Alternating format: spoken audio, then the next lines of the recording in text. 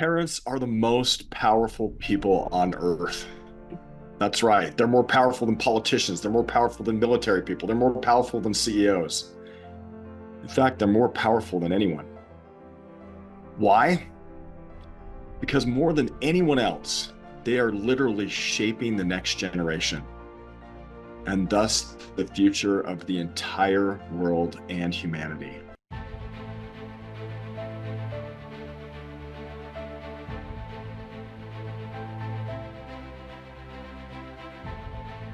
Today, my message is to dads, to fathers all across the world. I'm pleading, I'm asking for dads to step up right now, not tomorrow, not next year, right now. And the reason is because we have problems. We have big problems, problems that can only be solved by dads, dads who realize the priceless gift they've been given, dads who realize that their influence is more powerful than governments, more powerful than media, more powerful than any leader in the world. There was a man named Neil Maxwell who said something like this. He said most of the problems that are most vexing are things that government can't fix. They have to be fixed at a different level. Unless we rebuild marriages and families, then we're really just straightening deck chairs on the Titanic. And I believe this is true. When we see problems that are happening, when we see wars brewing, we see contention, we see all kinds of social problems happening where people are being violent or doing different things. Most of these problems are symptoms of something that happened a long time ago in a home a decade ago or 2 decades ago or 3 decades ago, where there was a father who was either not present or maybe not doing as good a job as he could have. And so right now I'm asking, if you look at, I've seen some crime stories where there were people who are committing crimes, and I've talked to some police officers who they've said almost all of the people who they've put into jail are people who didn't have a dad present in the home. A lot of the things that would cause people to not go to jail or to not be violent or to not do things that are harmful in society could be prevented if the dad would simply just take the time to teach their children correct principles. So today I'm asking for dads. We need dads who are present, who will turn off their phones, they'll turn off their screens, who will take the time to teach their children what's important. Things like the golden rule, let's treat people right. Things like respect, hard work, honesty. We need dads who will take their children camping and spend time listening and just be there. You see, this is the root of the problem. If we think that government can fix that problem, we're wrong. If there's not enough good parents, Neil Maxwell said there will never be enough policemen, there'll never be enough courts. Not to say that social programs or things, they're not well-intentioned, but it's like trying to put sandbags in front of a tsunami. They might stop a little bit of the water, but without a good dad to say, you know what? Let's treat people with respect. Let's be honest. Let's do the right thing. When they're 5 years old or 6 years old or 10 years old, rather than waiting for a court or a judge or policeman or a correctional facility to try to fix something that the dad could have done a decade ago or 2 decades ago. For every 1,000 hacking at the leaves of evil, there's one striking at the root. That's what David Thoreau said, and I believe it's true. Now, I want to ask you one more thing before I let you go. How many of you know what your great-great-grandfather did for a living?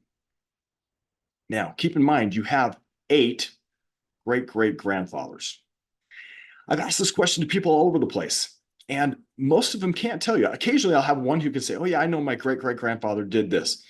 And they'll know what 1 or maybe 2 did, but do you know what all 8 did? Well, I've got bad news for you. Your great-great-grandchildren are not going to care how awesome you did at work. They're not going to care what kind of car you drove. They're not going to care what neighborhood you lived in. They're not going to care about the things that sometimes we neglect our children for so that we can have things.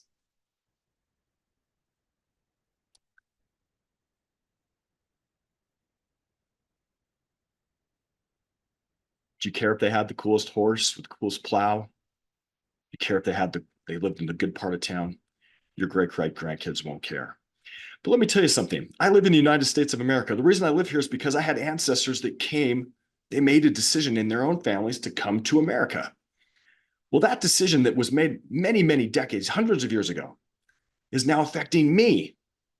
Those people have passed away a long time ago, but it affects me today. It affects my economic opportunities. It affects my religion. It affects the language I speak. It affects all kinds of things. It affects my children, my grandchildren. That decision they made hundreds of years ago is still affecting me. But the kind of horse they had, or the kind of plow they had, or what side of town they lived on, doesn't affect me. Now, that's an obvious example because it's geographic. But what if I used an example, were they checked in? Did they pass a culture of being checked in down for hundreds of years? Did they pass a culture of being angry or being kind or being a good listener? That same stuff can be passed down for hundreds and hundreds of years. And so here's another thing to think about. Most businesses, I mean, if you or I were to start a business, we might get it to go really well. But the problem is statistically, within a decade or two, it probably is going to be bought, sold, bankrupted, disrupted, irrelevant. It's not even going to be there. I mean, there were some pretty cool businesses in the past that just don't exist anymore. Now, some of them make a little longer than that. A lot of them don't make it even a year or two. But even if we were a good business and lasted for a decade or two, most of that is not going to last. So if I'm missing my children's growing up so that I can build a business, so I can have a few more things or a nicer TV or a little bit nicer car, live in a little nicer house, I'm really missing it. For those of you who were dads, there will be a time where your kids will say, "Will you play with me, Dad?"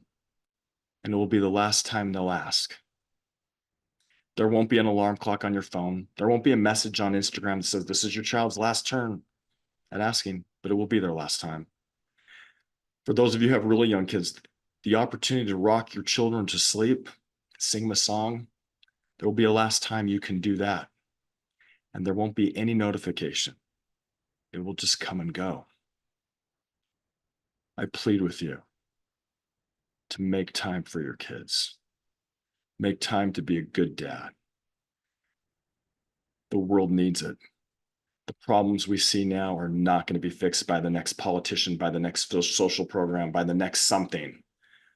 The problems we see now are going to be fixed by good dads who are willing to step up and say, "I'm going to take the time to teach my kids." Thanks for listening. This is Xane Anderson. Be a good dad.